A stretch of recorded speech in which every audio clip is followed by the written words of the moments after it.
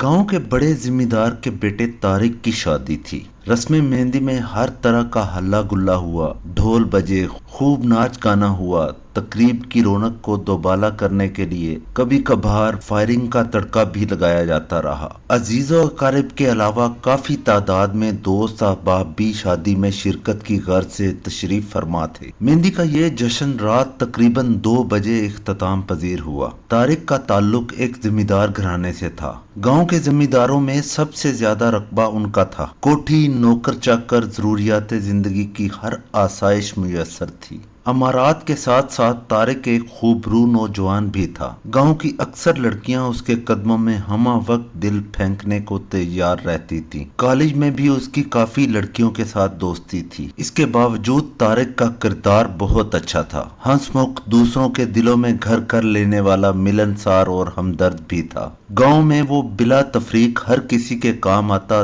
दुख सुख में शरीक होता। मेहंदी की रस्म से फारिग होने के बाद जिसको जहां जगह मिली आराम की गर्ज से सो गए। सुबह तमाम लोग परेशान थे। सारे गांव में छान मारा, तारिक का कहीं पता नहीं चला। सारे अजीजों अकारिब और मेहमान परेशान थे। बारात जाने का टाइम हो रहा था। कारें और बसें हारन बजा बजा कर अपनी आमद की खबर दे रही थी। बैंड बाजे वाले भी पहुंच चुके थे, मगर तारिक की अचानक गुमशुदगी ने सबके अरमानों पर ओस डाल दी थी। न जाने खुशियों को किस जालिम की नजर लग गई। खुशियों भरा आंगन मातम कदा बन के रह गया। दोपहर होने को थी।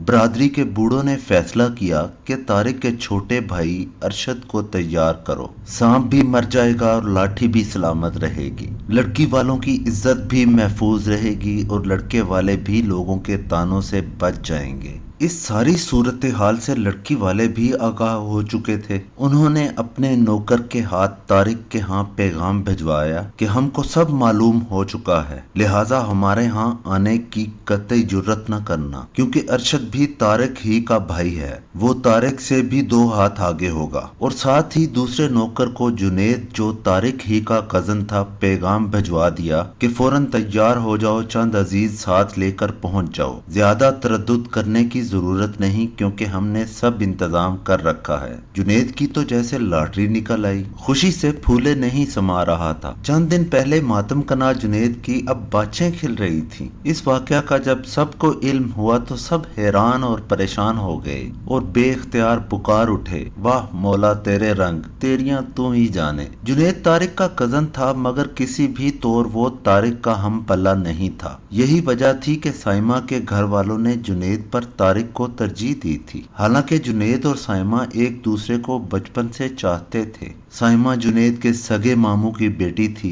मगर जहां दौलत की फरावानी हो वहां रिश्तों का तकद्दुस कायम नहीं रखा जाता। हर रिश्ता दौलत के तराजू में तोला जाता है। दौलत तो भाई के हाथों भाई को कत्ल करवा देती है, बेटे के हाथों बाप को मरवा देती है। जिम्मेदार तो वैसे भी एक एक इंच की खातिर खानदान के खानदान तबाह कर देते हैं। जुनेद तैयार हुआ, अपनी बचपन की मोहब्बत को पाने के लिए मामू के यहाँ पहुंच गया। इस तरह 2 बिछड़ने वाले आपस में मिल गए। इस वाकया को काफी अरसा बीत गया। जुनेद और साइमा की शादी के 2 साल बाद तारिक दुबई से लौटा। हर एक उससे रूपोश होने के मुतालिक पूछने की कोशिश करने लगा, मगर उसने किसी को भी सच्ची बात ना बताई। एक शाम उसकी मुलाकात अपने करीबी दोस्त से हुई। दोनों इकट्ठे बैठ के उसने पूछा, तारिक तुमने सबकी इज्जत खाक में क्यों मिला दी? खुशियों भरे गहवारे को खुद अपने ही हाथों से आग लगा गए। कौन सी ऐसी मजबूरी थी जिसकी वजह से तुझे ऐसा करना पड़ा? तारिक कहने लगा,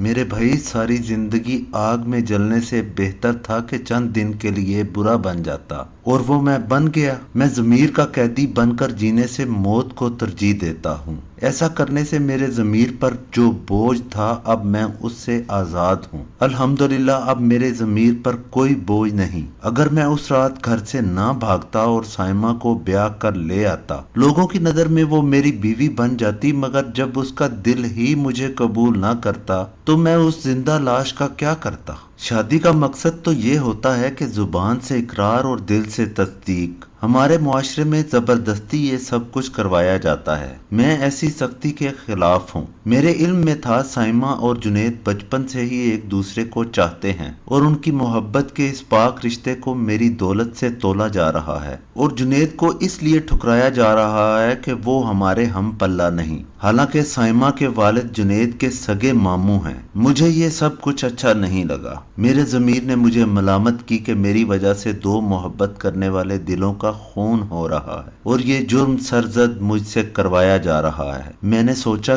क्यों कातिल बनूं? लोग 4 दिन बातें बनाएंगे, बरादरी वाले भी मेरे अहले खाना को खट्टी मिठी सुनाएंगे, इससे कोई फर्क नहीं पड़ता। मेरे ऐसा करने से अगर दो दिलों का मिलाप होता है तो मुझे खुशी होगी। वैसे भी जोड़े आसमानों पर बनते हैं, अल्लाह साईं जो करता है बेहतर करता है। जुनैद और साइमा हंसी खुशी जिंदगी बसर कर रहे हैं। उनके आंगन में अब 2 नन्हे से फूल भी खिल चुके हैं। खुदा उनको सलामत रखे, हमारे लिए भी तो खालिक़े कायनात ने कोई ढूंढ के रखी होगी।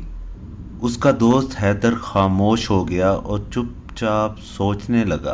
बुजुर्गों से सुनते आ रहे हैं कि जोड़े आसमानों पर बनते हैं। तजस्सुस था मगर दूर हो गया। तजस्सुस ने जब हकीकत का रूप धारा तो मेरी आंखें खुली की खुली रह गईं। वाकई हुक्म रब्बी के हम सब ताबे हैं, यहाँ तक के कायनात का जर्रा जर्रा हुक्काम रब्बी का मरहून मिन्नत है।